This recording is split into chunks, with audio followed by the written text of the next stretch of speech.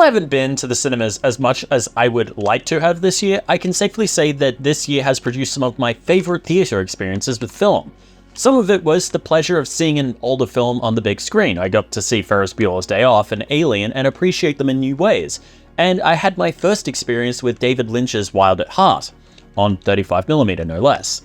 I've also marveled at films such as Dune Part 2 and Furiosa, a Mad Max saga, which blew my mind with unimaginable scale and highly inventive action set pieces respectively. However, absolutely the most fun theater experience for me this year came in the form of Trap, M. Night Shyamalan's latest film. It certainly produced the most varied emotional experience that I've had with a film this year. I was stiff with tension, I was laughing hysterically, I was in awe of the cinematography. As an experience, it felt truly complete, and I came away feeling as if I'd seen something truly special. However, much like pretty much everything M. Night Shyamalan has ever released, it has proved divisive. Many are on my side proclaiming it as the fun, hilarious, yet still tense romp that I believe it is.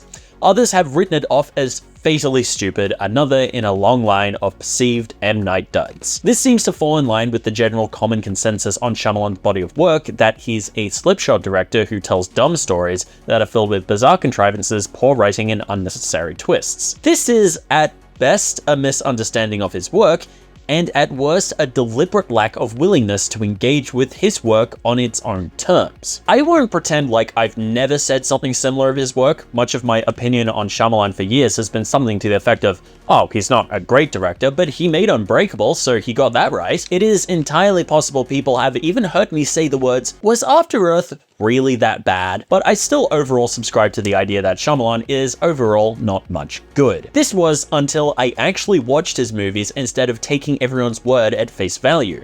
After watching Trap and falling in love with it, I found myself running through Shyamalan's filmography, eager to see more of his work.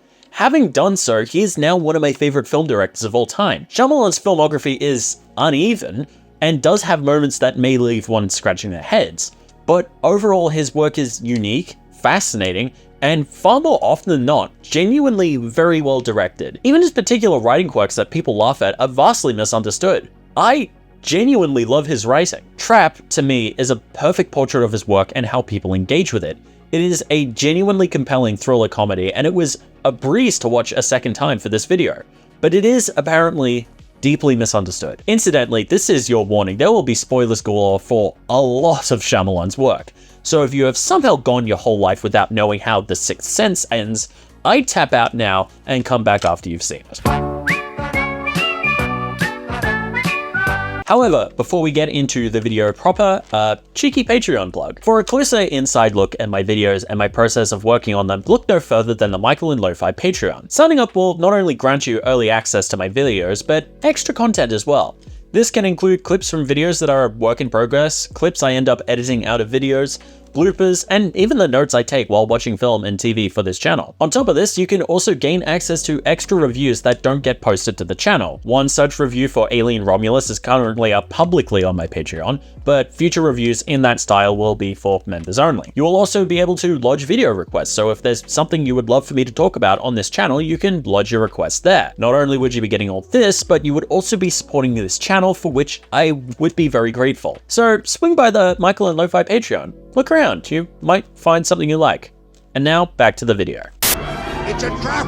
Before we get into the real meat and potatoes of this film, I think it would be useful to give a general impression of this film outside of it being considered as a part of Shyamalan's greater work. As I was someone whose exposure to Shyamalan was basically limited to the East Rail 177 trilogy and After Earth before I watched Trap, the latter of which I saw in high school, I feel as if I approach this with relatively fresh eyes to his quirks and style. The premise of Trap is of course the most highly publicized aspect, but we'll quickly recap here. Cooper is, at first glance, an ordinary father. He works for the fire department and he absolutely dotes on his family. As a reward for a good report card, he takes his daughter Riley to a concert put on by Lady Raven, her favorite artist. As they arrive at the concert, Cooper notices a heavy police presence. He asks around and learns that the police had learned that an infamous serial killer by the name of the Butcher will be in attendance and was setting up a trap for him. Cooper is, of course, the Butcher. He has just learned that he is trapped in this concert. The film follows Cooper as he slowly spins out, trying to maintain a balance between not being taken in by the cops and making sure that his daughter is having the best day of her life. Trap is a genuinely compelling film. As I noted earlier, this was the most fun theater experience I've had so far this year. Shyamalan is absolutely on fine form here, juggling the tension that runs through with a sly, dark sense of humor. The result was a film that had me laughing one second, then on the edge of my seat the next. There were moments where I was both falling to pieces laughing and feeling genuinely tense in the same scene. The same shot, even. It is an extremely difficult tightrope to walk to be able to pull off that mix of tension and comedy, but without fail, Shyamalan made it work. This is due in no small part to Josh Hartnett's performance. Hartnett's performance as Cooper is very over the top, but it is strategically so. When he's acting against Ariel Donahue, who plays Cooper's daughter Riley, he plays the role of a doting father completely sincerely. Everywhere else, he is a cartoon character. Cooper is meant to be somewhat unstable, after all he is a serial killer, but he is also trying to pass off as normal. Any interaction Cooper has with anyone at the concert is played as almost comically earnest without ever pushing over to parody. Hartnett also does a lot of acting through his face. Some of the expressions he was able to pull in this performance are alternately the funniest thing I've ever seen and the most genuinely scary. Everyone else is really good in this movie, including Salika Shyamalan, who plays the pop star Lady Raven, but Hartnett is by miles the standout of the film. Without him, the tone of the film would completely fail to scan, I feel. This is a point I will come back to later. The other obviously fantastic aspect of this film is the cinematography. DP Sayambu Muktiprom does something really special with this film. The 35mm photography is just bursting with color, making this film incredibly easy to sink into just on a visual level alone. The concert segments are among some of the best shot sequences of 2024. I imagine this scene lit largely by phone lights gets shared around a lot, but it's for good reason. I think I audibly went, whoa, when this happened on the big screen. Muktiprom also uses wide-angle lenses to gorgeous effect in this film. The concert segments are largely done very wide, giving them a wonderful sense of scale. However, Muktiprom also employs them to shoot characters at close range, mildly distorting them for an uncanny effect. It helps to underline both the tension of the film and the comedy that Shyamalan works into the film. A lot of Shyamalan's quirks as a director are also evident on a visual level, the slow zooms, the extremely tight close-ups, but Muktiprom also leaves his stamp on them as well. There is a slow zoom shot in the middle of the film that is genuinely one of the most unsettling things Shyamalan has shot in years. Muktiprom has brought out the absolute best in Shyamalan on a visual level on this film,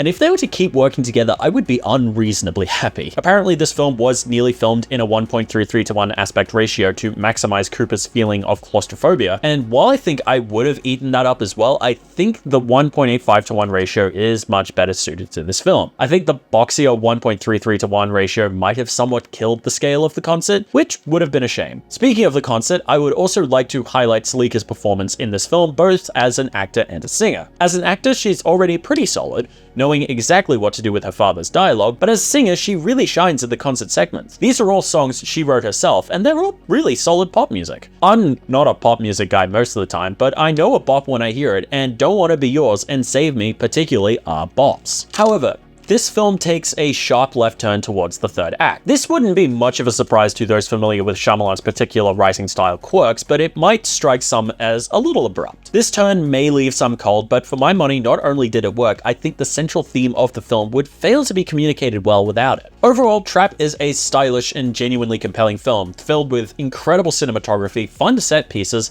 and Shyamalan's trademark sensibilities. If you haven't seen the film already, I highly recommend you pause this and give it a watch yourself, then come back. It's absolutely one of my favorite films of the year, and I know for a fact I'm buying it on Blu-ray the second it's available. However, it is apparent that not everybody shares my enthusiasm for this film. At present, it is sitting at a 2.8 out of 5 on Letterboxd, and reviews everywhere else are equally polarized. The thing is, in some ways I understand, this film is absolutely not going to be for everyone. Perhaps some might not relate to Shyamalan's sense of humor, some might think the whole thing a bit silly. These are criticisms I can understand, but I find a lot of the critiques of this film are far less even-handed than that. A lot of them, in fact, seem to actively miss the point of what Shyamalan is doing, both in this film and in his filmography in general. A classic refrain seems to be surfacing again, that Shyamalan is a bad director. This is just demonstrably not true. I'm really kind of a silly kind of, fun-loving guy. On a technical level, M. Night Shyamalan is a very good director. Would I call him one of the greatest of all time? I'm not sure. He is definitely one of my favorite directors, but I'm not convinced I could get away with mentioning him in the same sentence as Spielberg or Scorsese in terms of sheer technical craft. Which isn't to knock him or anything, because those two are giants, and if Shyamalan's work isn't exactly your cup of tea, I can fully understand that and we can be friends, but to call him a bad director is Sheer folly. Sheer folly. Jesus fucking Christ. When did I grow up? In the 19th century? Now, I'm not stupid. I understand that he does have some films in his body of work that are badly directed. I don't want to spend too much time in them because this video is a defense of his work, but it kind of goes without saying that The Last Airbender is a very terrible movie and is not directed very well. But this doesn't mean that Shyamalan is bad at his craft. To me, it suggests that he is uncomfortable working in the blockbuster scope of things. The vast majority of his films are low to mid-budget films that focus in on smaller situations. It's no mystery to me that he'd bulk in the face of a grand-scale action fantasy film. That's not a reflection of his skill as a director, that's a reflection of what he can do and when. You don't go up to someone who's been painting intimate portraits in watercolors their whole life and suddenly ask them to paint the Sistine Chapel. That's not a fair appraisal of their talents. So let's look at Shyamalan's early films when he was in his comfort zone. Are they badly directed? Not even a little bit. Unbreakable is my go-to Shyamalan film and one of my favorite films of all time. It is a beautiful, touching portrait of a man who doesn't know his place in the world, finally realizing what he was meant to be, wrapped up in a superhero story. It's also sharply directed. The film consists of a lot of long takes. The average shot length of the film is about 23 seconds, and some scenes consist entirely of 2-minute long shots. But it never feels like these shots outstay their welcome. They all feel like they're meant to be there. One conversation between David Dunn and Elijah Price takes place entirely in one shot that pulls away from them, isolating them in a small box of light. One of the most tense scenes in the film is an unbroken take that swivels from character to character as they desperately try to stay calm. The entire premise of the film is introduced in a shot that places David in the background while someone bleeds out in real time out of focus in the foreground. The shots are long, but they have intention. Moreover, there is a repeated motif of frames within frames meant to resemble comic book panels and reflections in glass, particularly with Elijah. Everything in shot in Unbreakable is extremely intentional. It's clever directing. Okay, that's early Shyamalan. If there is a general consensus, it's that The Sixth Sense, Unbreakable, and Signs are undeniable bangers. It's mid to late Shyamalan that gets derided for slipshod directing. So let's pick another example. Let's go with The Happening. Now let's get this out of the way. The script for The Happening has problems, and the performances are weird. What? No. But in terms of how Shyamalan directs the film on a technical level, there aren't any real glitches. Sure, it's helping that he's got Tak Fujimoto on DP duties, but the assembly of the mass suicide scenes really are as ominous as they were intended to be. Images like crowds frozen in place, the construction site jumpers, and John Leguizamo's somewhat unceremonious death just straight up work. The latter scene, when I watched it for the first time recently, was genuinely upsetting to me. The film does fall apart when you have to listen to Mark Wahlberg's line deliveries, but in terms of pacing and imagery, there's nothing really wrong with it. The same goes for Split. The script of this film is deeply problematic, but the direction employed in the film really is very good. The extensive use of cramped, claustrophobic production design, rock-steady tracking shots, and slow, crawling zoom shots do wonders to punch up the tension of this film. The same goes for Shyamalan's habit of framing close-up shots slightly tighter than is comfortable, which not only enhance James McAvoy's performance, but also make you feel like he is way too close to you. These are deliberate choices. It is effective work. By the same token, Trap is in no way badly directed. Matter of fact, to me, Shyamalan is on even better form than he has been for some time. There's the more easily noticeable stuff. In the opening act, the point of view shots from Cooper's perspective, revealing the building police presence, are played with absolutely no score, giving them an ominous vibe. There is, again, his habit of those uncomfortably tight close-up shots, which he holds on Josh Hartnett for painfully long periods to let us soak in his unhinged performance. Then there are the cleverer details, like the fact that until the moment Lady Raven becomes an active part of the events of the film,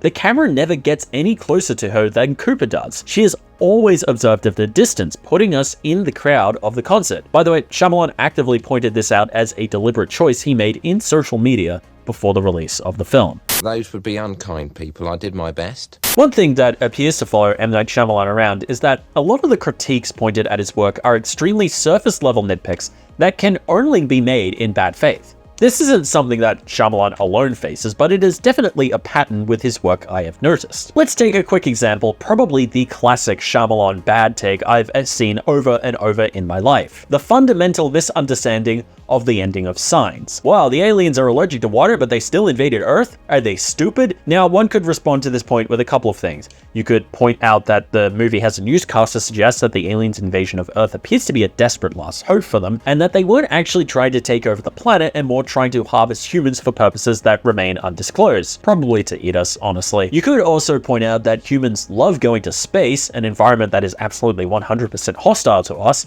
so we don't really have stones to throw at aliens who visit a planet that is hostile to them. But all of this misses the main reason that this criticism of the movie is in incredibly bad faith. The aliens being allergic to water is not only important to the film, it is the point of it. Throughout the film, this adorable little kid leaves glasses of water scattered across the house, persistently paranoid that the water she drinks is in some way contaminated. At the same time, her father Graham, a former priest, has abandoned his faith in the wake of his wife's death, and is convinced that miracles do not exist. However, in the context of the film, he is wrong. His wife's dying words, up to now interpreted as just a random memory she was seeing as she passed, is realized to be a message to Graham's brother Merrill to beat the shit out of an alien intruder with a baseball bat. Graham's son Morgan is saved from the alien's poison gas because he was in the middle of an asthma attack and his lungs were closed. Bo's water-related quirk turns out to be crucial to saving the family from the alien because they're allergic to water. The point of the movie is that all of these factors coming together to save the family is an extremely unlikely coincidence.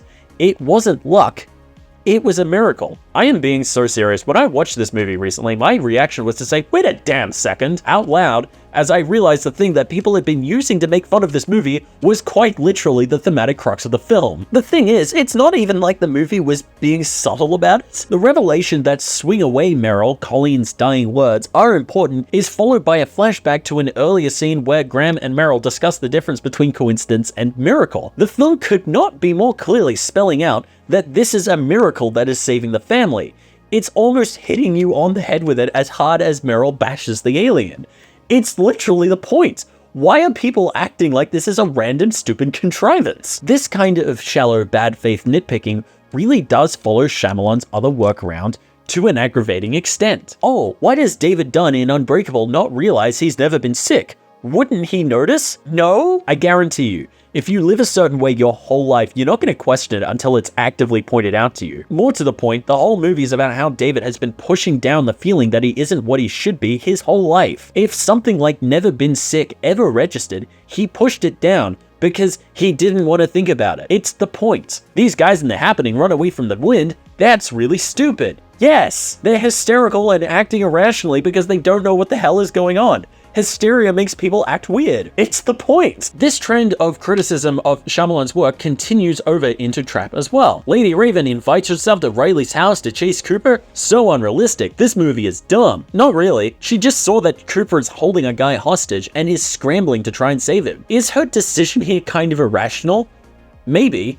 But there's a traceable human logic to it. She doesn't remotely have a plan, but she's convinced that she can try and save Spencer, the 22-year-old sustainable agriculture enthusiast. Why does Jamie the shopfront clerk tell Cooper about the trap? Is he stupid? I actually really like how this is integrated into the film. Seconds earlier, Cooper had just shown himself as a good dad trademark to Riley. Jamie comments on this and says he thinks they're a sweet family. So when Cooper asks about the police presence, Jamie's guard is down. This guy can't possibly be the butcher. He's so sweet and charming and nice to his kid. The film doesn't spell this out letter for letter, but it's there. It makes sense. Why is the concert on in the afternoon? So stupid. Okay, the movie literally tells you this one. I'm so happy she added this afternoon concert after she sold out. It's right there. The only reason you would miss this is if you were not paying attention. What the fuck is happening? This is something I just genuinely do not understand about the reaction to Trap and Shyamalan's films in general.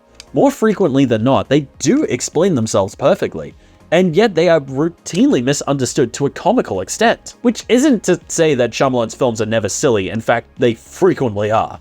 But again, people misunderstand why. They are not films that are trying to be serious and failing. The silliness is, again, more frequently than not, intentional. Shyamalan's being funny on purpose.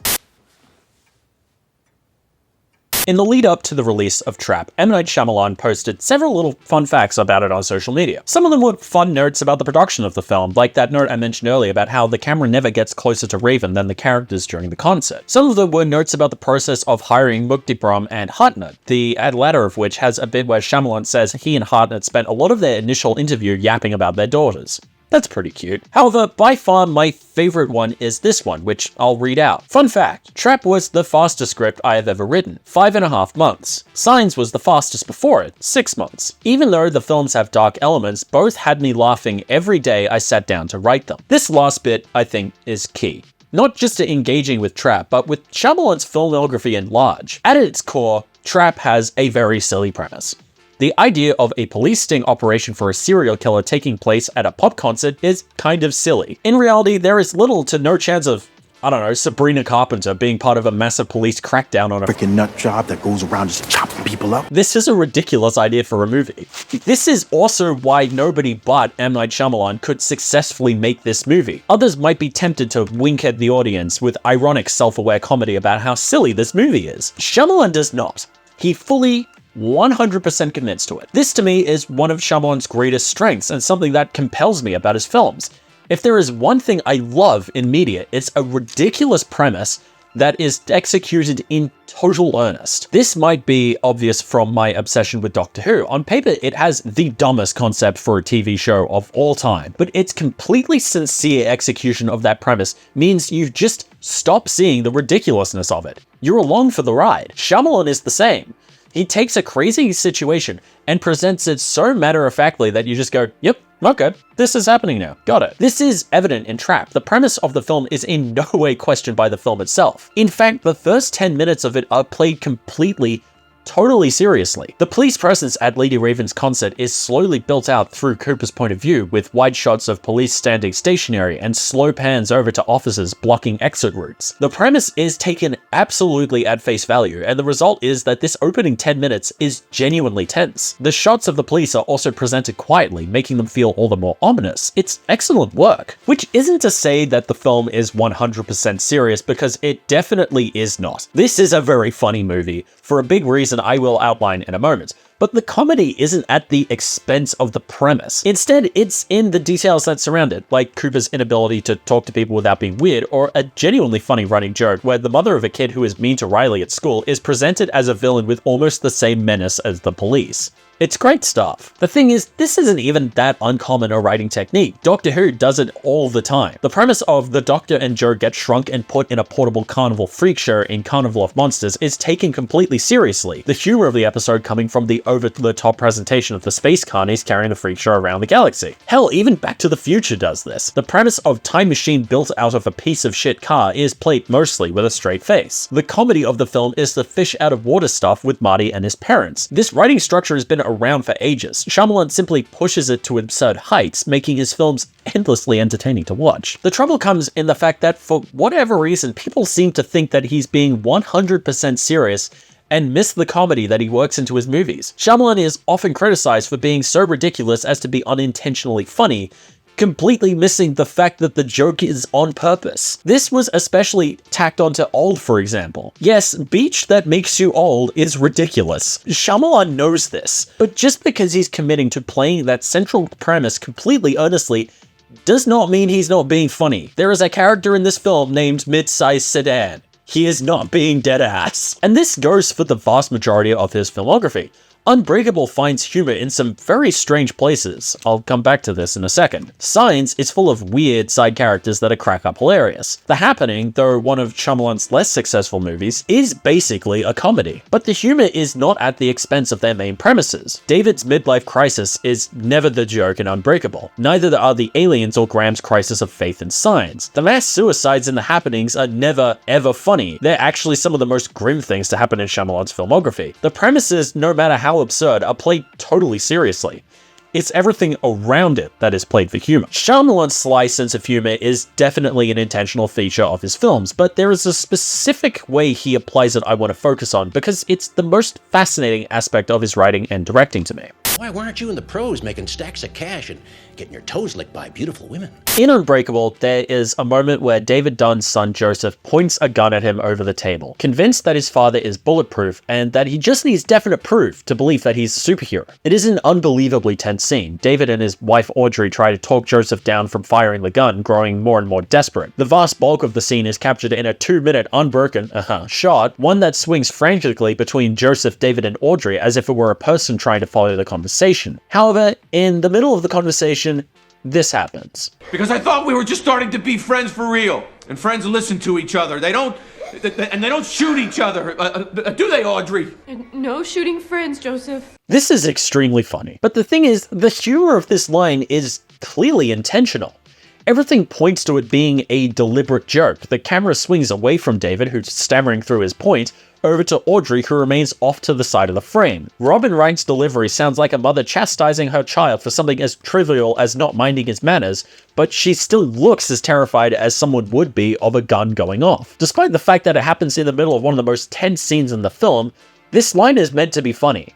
And it really is, but it also manages not to take away from the tension of the scene. The line is funny because it's extremely awkward, but that's precisely why it works. The awkwardness is completely, totally real. By the way, this applies equally to a line Joseph has earlier in the scene. He'll die, Joseph. I'll just shoot him once. Again, this is a really funny line because of how awkward it is, but again, it still feels real, like a child promising he'll be good. This kind of human behavior is something that Shyamalan seems to come back to a lot in his work.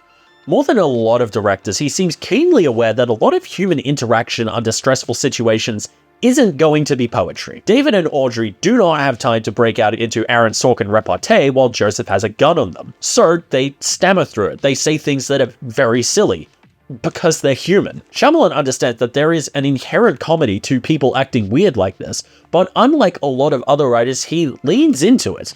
He allows the awkward nature of these conversations to be funny, but at the same time, he directs it with a completely straight face. What they're saying is funny, but the situation itself isn't. The result is that his films frequently contain scenes that are equal parts tense and hilarious. The comedy isn't a bug in these scenes, it's a deliberate feature. Let's take another example. Let's go back to Signs. In the scene, Graham has just seen someone standing on his roof. There is a genuine tension here as he and his brother Meryl chase an intruder that we know as an audience is probably an alien. However, the catch is that Graham isn't good at confrontation. He spent most of his adult life as a clean-cut priest and doesn't know how to issue threats. So, he's very bad at it. I'm insane with anger! But again, this is clearly deliberately funny. You don't land on this kind of comedy by accident, but again, it doesn't come at the expense of the scene's tension.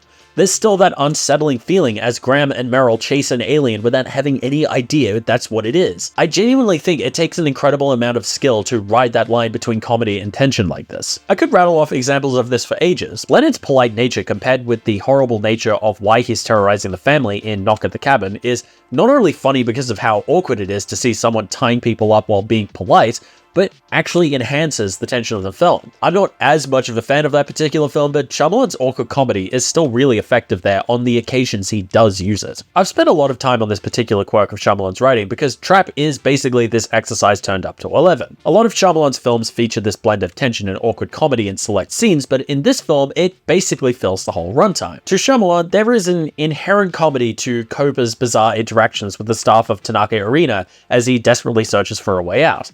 He is a deeply disturbed individual trying to pass himself off as an average Joe, and is really, really bad at it. Everything out of his mouth is awkward and weird. It's hilarious, but the intended tension of the film is never in danger because of it. For example, let's take the moment where Cooper reveals to Lady Raven that he is the Butcher. She really is special.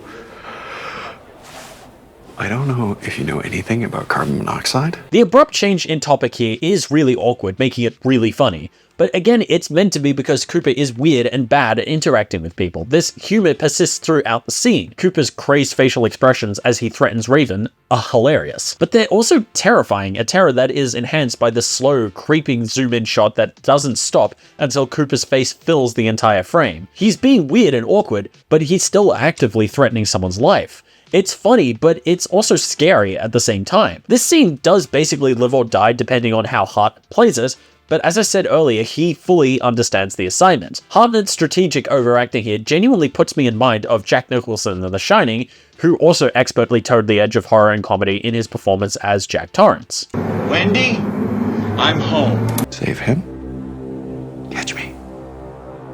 Save him. Catch me. It is genuinely great work and a testament to both Hartnett and Shyamalan that they could pull this off without a hitch. This blend of comedy and tension can also be seen in the scene where Raven arrives at Cooper and Riley's home to meet her little brother and mother, Kim from Scott Pilgrim. Holy shit. This scene is so awkward as to almost be painful, but that pain crosses over both to humor and tension. Comedy from the juxtaposition of the oblivious family and the threat hanging over Raven's head, and the obvious tension of Raven searching for a way to save Spencer. I was laughing, but I was absolutely on edge. This also applies to Raven's attempt at using psychology to get the upper hand over Cooper, speaking as if she were his angry mother to try and psych him out. Again, this is a laugh out loud moment. Trying to psych Cooper out like this is a very silly idea, and therefore a really funny one. But the tension still works, partially because it still does feel real. Raven is still trying to get the upper hand, but panic is settling in. So she makes a ridiculous decision and takes a wild swing. This is somewhat underlined by Cooper's amusement in the face of this attempt at psychology. The script is very aware this is a daft idea. It's silly, yes, but again, it feels silly in a very human way. And yet the tension prevails precisely because the humor isn't contrived. I've spent a lot of time on this aspect of Shyamalan's writing, but the thing is, I really do think it's that crucial in understanding his work. If you accept that he's being funny on purpose, if you stop seeing his comedy as an accidental glitch, his movies really unfold themselves to you. It also, I think, helps to understand some of his failings. The Happening is not a good movie, for example. While I did enjoy watching it, it's not a film I can defend as much as I can the rest of Shyamalan's filmography. However, the key here isn't that it was accidentally funny. The real trouble is that Shyamalan was shooting for his usual wry humor in the face of human awkwardness, and missing. On paper, his sense of humor is there. The weird interactions people have with each other feel very much in line with the awkwardness I've outlined ad nauseum here. The trouble is, the mix becomes lopsided. To put it bluntly, Mark Wahlberg is just not the actor to read Shyamalan dialogue. There's no sign of anything like Josh Hartnett's unhinged facial expressions in Trap.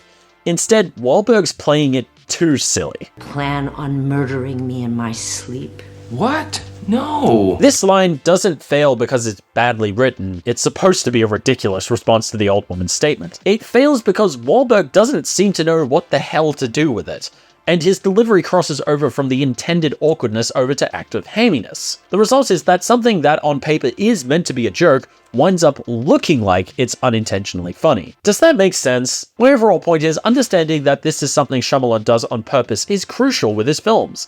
Now, if this is still not your cup of tea per se, that I can't argue. But to write it off as being unintentionally funny is to miss out on a lot of what he's actually doing. Which would be a shame, because for my money, Shyamalan's films really do have a lot to offer in terms of depth. I never thought of it that way. Trap isn't just compelling because it has gorgeous cinematography, a delightfully unhinged lead performance, and a fun sense of humor. At its core, it is also actually about something, using its crazy premise to make a deeply emotional point. This, again, isn't new to Shyamalan. He's been doing this since The Sixth Sense. The Sixth Sense isn't just a compelling film because of a creepy atmosphere and a twist ending that we all know. In fact, I was pretty late to watching The Sixth Sense. I only watched it in the course of writing this video, and came away annoyed that it's largely reduced in the public eye to its twist ending. The rest of the film is a really touching look at human connection and second chances. Through Cole, the dead people get a second chance to finish what they started. His mother, Lynn, finally gets to reconcile with her mother, and Malcolm gets to say goodbye to his wife Anna and do right by Cole. Shyamalan is deeply aware of how fragile human connection can be, and how losing that connection can haunt us, like a ghost. It's not just a sad, scary ghost story with a twist ending, it's a statement on love and life. The same can be said of The Happening, a film I am surprised I am coming out to bat for as much as I am in this video. Sure, this is an extremely weird movie where the main premise is one day we all just got up and started killing ourselves. This is just what a day job does to a guy, am I right, fellas? But Shyamalan is trying to make an actual point here. The main situation of the film is deliberately completely absurd and outside of our ability to reason with it. The film is a deconstruction of what humans start doing when faced with this magnitude of disaster. We start running in circles, we try to rationalize it, we turn on each other. It's not handled with nearly the same tact as The Sixth Sense, but it's all very deliberate. Again, this movie is kneecapped somewhere by the performances, but there is genuine thematic weight here. If there's one thing Shyamalan loves, It's the crazy situation. What if you could see ghosts? What if you were a superhero and you didn't know it? What if there was a beach that makes you old? But these crazy situations are naught but a setup for the actual point of the movie, which is, without fail, completely, totally human. Once again, this tendency is readily apparent in Trap. Yes, nominally the setup for the movie is serial killer gets trapped at a concert, but the film quickly plays its hand, revealing what it's actually about.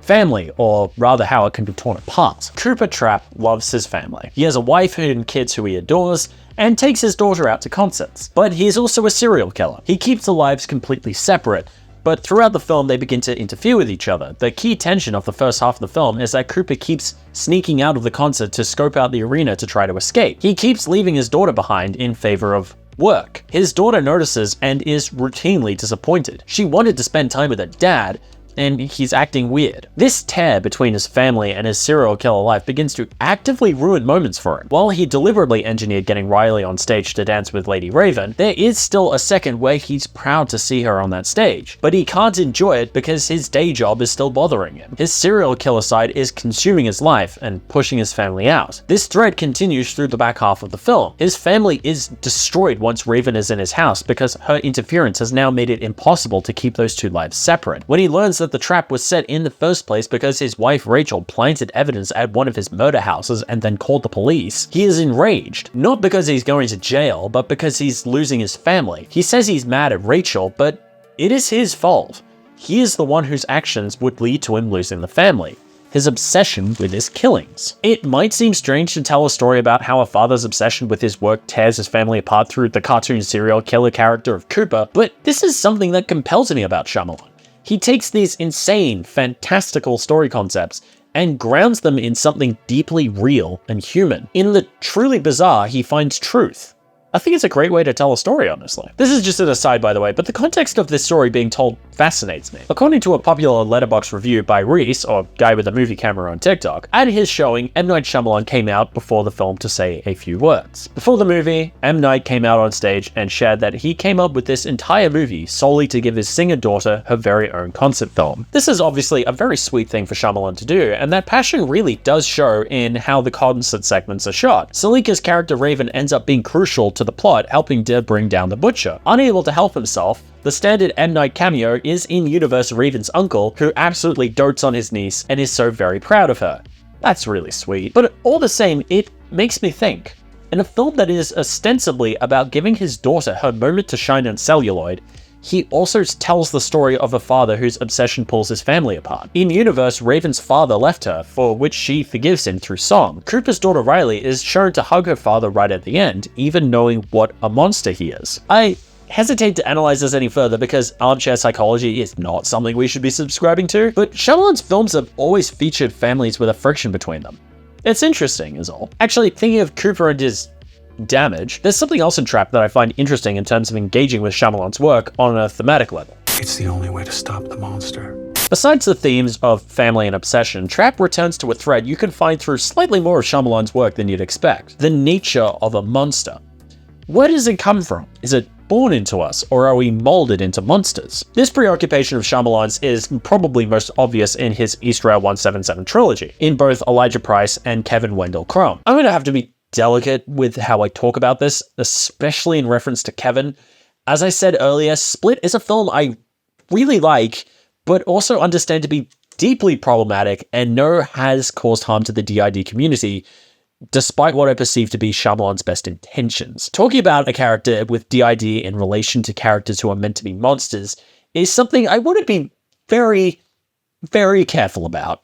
So here goes. In Unbreakable, we learn right at the end that Elijah Price is responsible for the train crash that David Dunn walked away from without a scratch on him. It's a pretty shocking twist, but it does recontextualize a lot of what Elijah had said over the film. As is highlighted early on in the film, Elijah was born with osteogenesis imperfecta. It's a genetic disorder.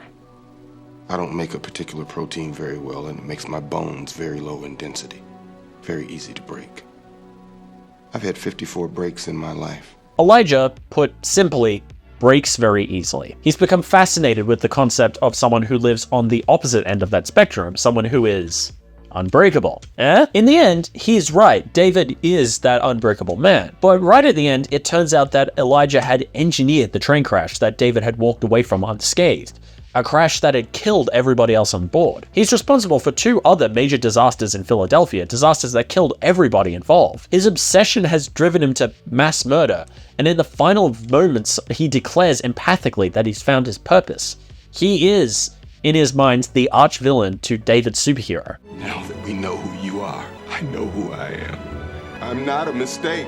In Elijah's mind, he was born a monster. He was born to be the villain in David's story, but the film doesn't want you to believe that. The truth is, Elijah is a deeply broken man. He has suffered breaks over and over in his life, and at some point he lost touch with reality. He'd also heard his whole life from his well-meaning mother that God had a plan for him, that he was born this way for a reason. So through the comic books he loved so much, he found that reason. A cruel world broke him so many times that he became convinced he was born to be the villain, to be a monster. Conversely, Kevin Crumb is also a victim of a cruel world. If there's one thing that Shyamalan gets right about DID, it's that it's more often than not a result of severe, terrible developmental trauma. Kevin's mother was unimaginably cruel to him, causing him to dissociate. Dennis becomes a protector, and Hedwig a remnant of the child that never got a chance to play and have fun. However, he convinces himself that this repeated trauma has made him stronger. The broken are the more evolved. I think it's key here that Shyamalan doesn't appear to agree with this idea. It's noted that Kevin is diabetic, but only one of his alters is conscious of this. On the same side of this, only one of his alters is aware of his latent super strength, but it's the alter that represents his deep-set anger at the world that's kicked him around his whole life, the Beast. Kevin wasn't born to be a monster. He's definitely not a monster because of his DID.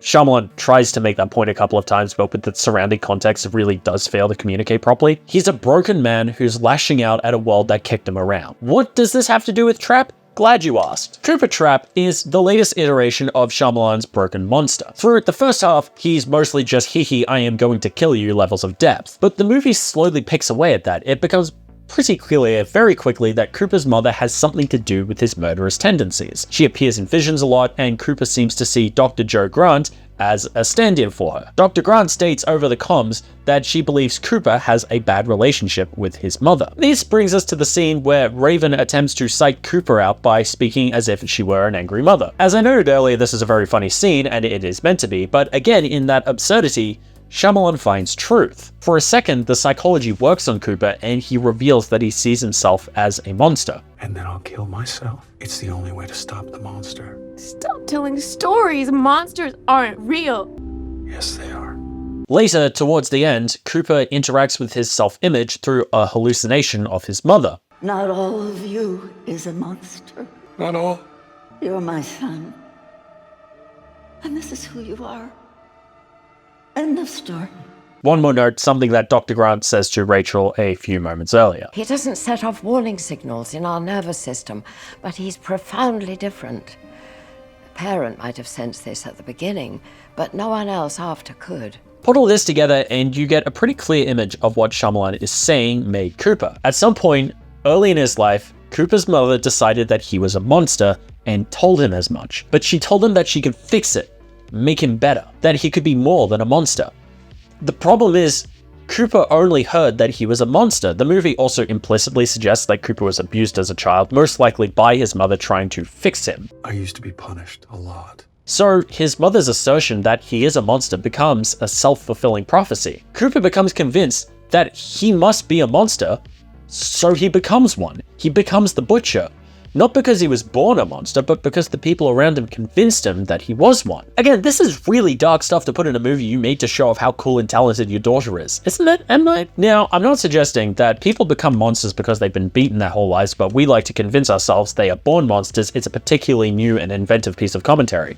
But I find Shyamalan's exploration of it fascinating, not just because he's returned to that core idea a few times now, but because of the specific angle he takes to get there. Elijah and Cooper are both people who convince themselves they are monsters because they don't know what else they can be. Kevin and Cooper are both victims of abuse. Shyamalan doesn't have any new answers on the topic per se, but I find his fascination with the topic, well, fascinating. This is a pretty long aside about one specific theme and trap I find interesting, isn't it? Oh well, I mean, it really is just that interesting to me. So is another major feature of Shyamalan's work, probably the most infamous aspect of his work, the twist. There's always a twist, there's always a twist, there's always a twist at the end. I am going to be very honest with you. I hate that Shyamalan is known as the twist guy. The trouble with this general perception of Shyamalan's work is that it is frequently derisive and in an incredibly surface level way. The general impression I seem to see going around is that Shyamalan puts twists into his movies for the sake of it. What a twist! You will begin to cough in 7 days, Seth Green. This kind of derision for Shyamalan storytelling tropes can only stand up if you're not watching his films critically. If you think his twists are just for the sake of a twist, congratulations! You did not watch the fucking movie! From what I can tell, there are 2 twists in Shyamalan's filmography that are universally seen as being genuinely brilliant. Malcolm Crowe was dead the whole time in The Sixth Sense, and Elijah crashed the train in Unbreakable. These are well-renowned twists for a damn good reason. They hit the viewer with a curveball right at the end to keep them thinking, but are also deeply important to the film and its themes. The Sixth Sense is all about getting a second chance, being able to finish business you couldn't when you were alive. Dr. Crowe is adamant on treating Cole as he sees it as a second chance to fix what he failed to do with Vincent Gray, the man who shot him in the beginning. When you extend that to the general theme of the ghosts trying to get their second chance through Cole, it's only logical in a way that Malcolm is dead. Like the other ghosts, he has unfinished business. It's also deeply important to the theme of fragile human connection and how losing that haunts us like ghosts. Lynn is haunted by her relationship with her mother, as it appears to have ended on bad terms. She gets to reconnect with her mother through Cole, and learn that she was proud of her the whole time. The twist with Malcolm is simply an extension of that. After Malcolm was shot, Anna was haunted by the idea that he had left her, that she had always been second to his job. As a ghost, Malcolm was able to finally repair that rift and give her peace, just as Lynn has peace with her mother. The twist is a surprise to be sure, but it is essentially the thesis statement of the film. It's still a good movie without it, but with the twist, it becomes great. Unbreakable, on the other hand, would fail to function well without a twist. The central theme of the film is that David slowly becomes a hero, but the idea of an archvillain is breadcrumbed throughout the film, as is the concept of reflections. Shyamalan shoots his characters through reflections pretty consistently throughout. Towards the end, one might ask themselves, where is our villain? And then the twist tells us, right in front of our faces. Not only did Elijah make David into a hero, he also made himself into a villain because he was convinced that was the only way he could find a place in this world. This twist underlines a key concept of the film, the feeling of not knowing who you are supposed to be and struggling against it. The thing about these twists is they don't just fall out of the sky either. They're pretty well breadcrumbed throughout the movie. In The Sixth Sense, nobody ever addresses Malcolm directly besides Cole. The few occasions that Anna appears to speak to Malcolm are recontextualized later as her trying to cope with his death. Furthermore, as I noted, Malcolm's drive to help Cole is explicitly the same thing that drives all ghosts, the need to finish their earthly business. In Unbreakable, Elijah pretty consistently brings up the other 2 major disasters in Philadelphia without being prompted to do so. His fascination with David and his family is played as being mildly sinister. Then of course there's his fascination with David being his reflection, an unbreakable hero. The logical extrapolation of that is that Elijah would be the breakable villain. It's all there, and it goes back and informs the themes of the 2 films even more. Okay, well, those are the obviously good ones. Let's talk about the ones people don't like. Let's check out The Village. The Village takes place in a village in 19th century America, a township besieged by those that must not be named. They are extremely isolated and refuse to let anyone leave for the nearby towns. Towards the end, our main character Ivy is forced to head to the towns after her fiancé is stabbed by a jealous friend of Ivy's. It is important to note here, Ivy is blind. She cannot see anything. As she departs, her father explains that those who must not be named do not exist. They are a fiction invented by the elders of the village to keep anyone from leaving. They are convinced that this is for the good of the village people. The towns are dark and evil. Here they are safe. Ivy makes it out of the forest surrounding the village and comes across a jeep. Surprise, the village isn't in 19th century America. They're insular weirdos who live in the modern age and have tucked themselves away in a nature reserve where nobody will ever find them. What a twist! This twist is one that's seen as highly unnecessary for the film and was, I believe, the first time that people began to sour on Shyamalan and make fun of his twist endings. But why though? The thing is, without this twist, the village would be little more than another Victorian-era ghost story.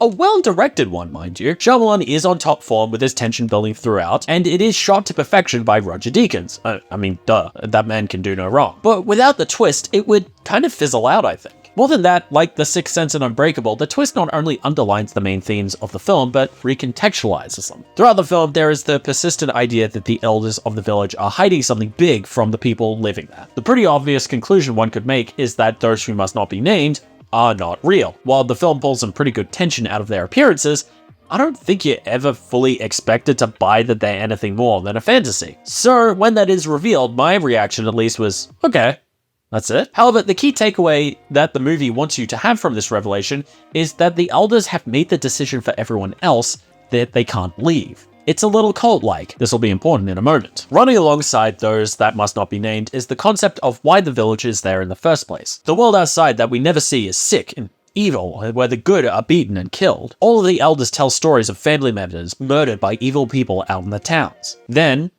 the twist. The first thing is that the twist makes the vast majority of the film make a hell of a lot more sense. Why do the elders create these ridiculously elaborate fantasies? Because they not only don't want people to leave, they don't want them to see what the world actually looks like out there. If they did, the illusion of their safe village would be broken.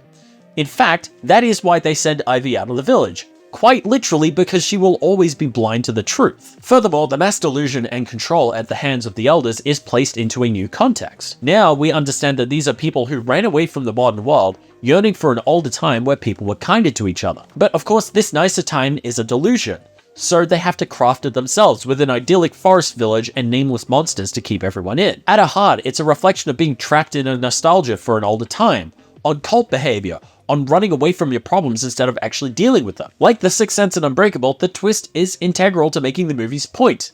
It would fail without it. Hey, what the hell? This is a good twist. You bastards lied to me. You can extrapolate this to the rest of Shyamalan's filmography. If he's employing a twist, it's for a damn good reason. It is never for the sake of shocking the audience. It is nowhere near as shallow as this robot chicken sketch makes it out to be. This is all very deliberate stuff. Hey, remember when this video was about Trap? Trap doesn't contain any plot twists on quite the same level of shock as The Sixth Sense or Unbreakable, but it does have one that serves the same function, to surprise the audience but reinforce the point of the film. Remember earlier when I mentioned that Cooper's wife Rachel was the one who sprung the trap on Cooper?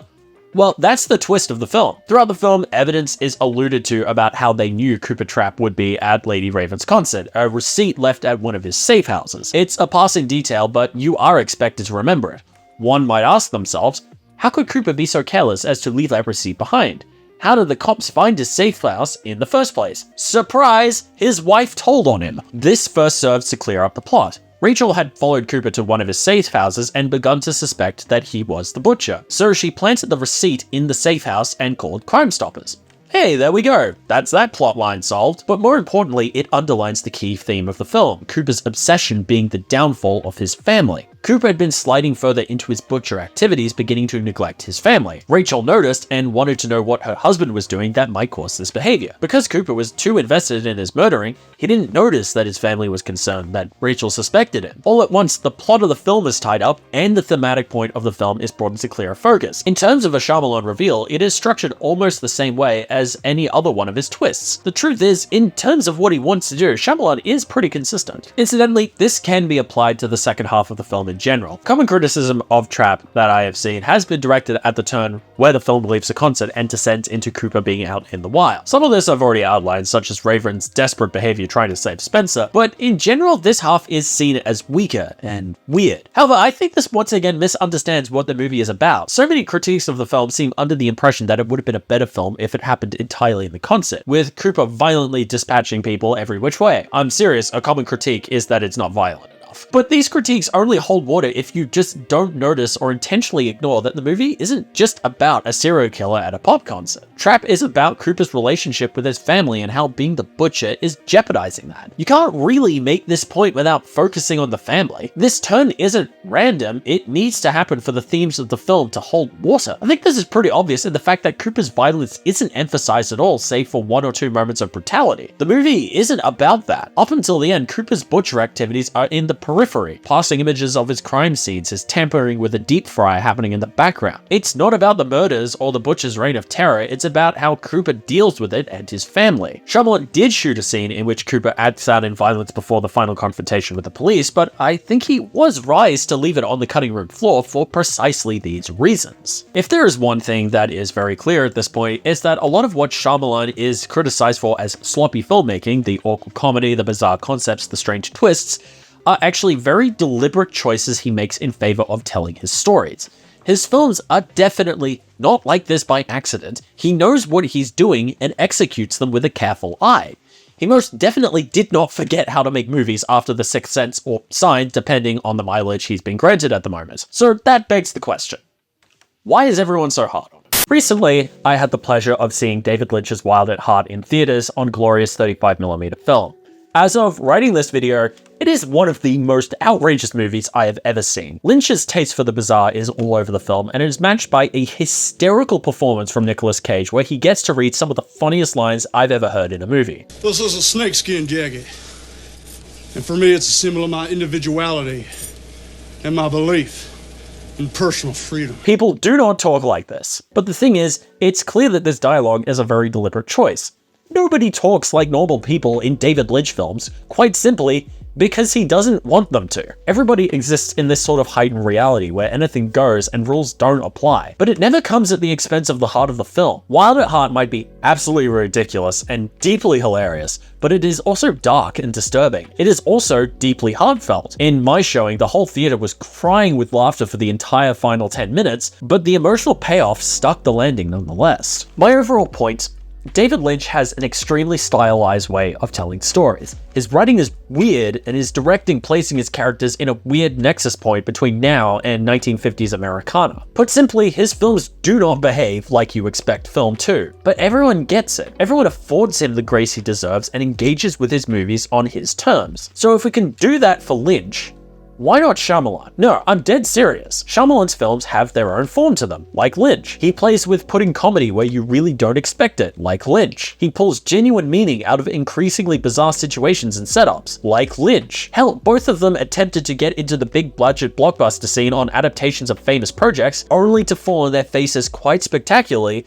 and wind up disavowing those particular projects. To be clear, I'm not suggesting that David Lynch's Dune is as bad as The Last Airbender. My point is that neither of these films should be representative of their respective filmographies in any sense. But Lynch gets to put Dune behind him as an expensive mistake.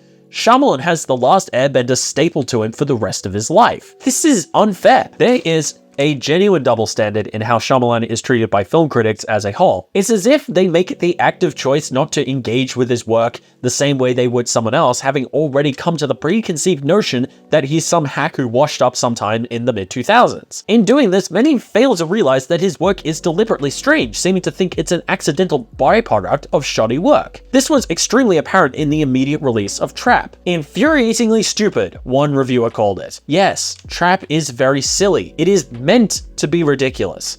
If you come away from it calling it infuriatingly stupid, you have just not engaged with the movie in good faith. Instead, you have tried to outthink the movie to prove yourself cleverer than it is, as opposed to going with Shyamalan for the ride. It is a sensationally shallow way to approach his work. And the thing is, it's not like The Last Airbender is the sole reason people hate Shyamalan and his work. It seems to have been the film that made Shyamalan bad really blow up to common consensus.